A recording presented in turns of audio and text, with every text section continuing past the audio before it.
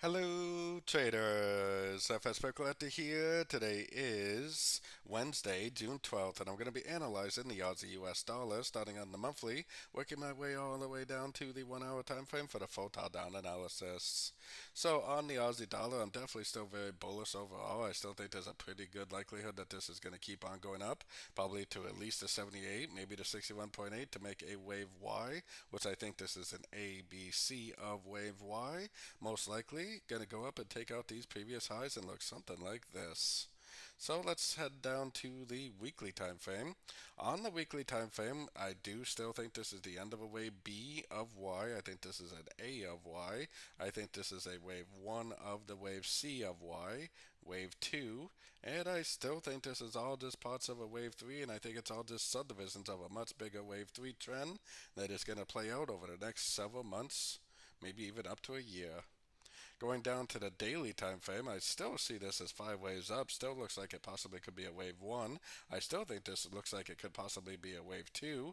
Kind of seems like it needs to go down one more time, maybe even all the way down to the 50% before we get a reversal, ending a wave 2 and continuing up for the big wave 3.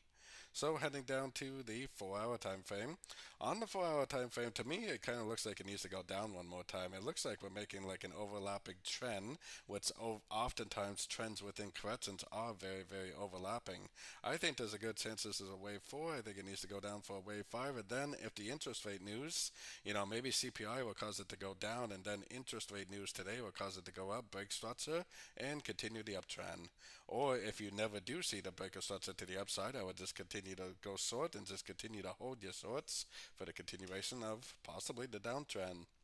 So, like I said, we do have interest rate CPI news coming out this afternoon, which I will be live streaming in a Zoom meeting for my premium members. If anybody's interested in joining my premium membership, the website is right here, fxpipcollector.com.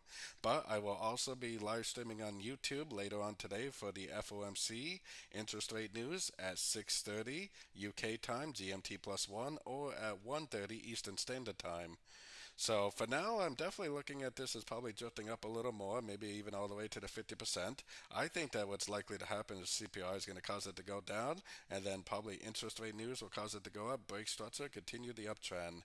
Now, we have to be a little bit cautious because it doesn't necessarily even have to go up and break structure. It possibly could just keep on going down. So if you do not see an impulsive turn and a break of structure, then you should probably just hold on to your shorts and possibly just continue to go short on shorter time frames.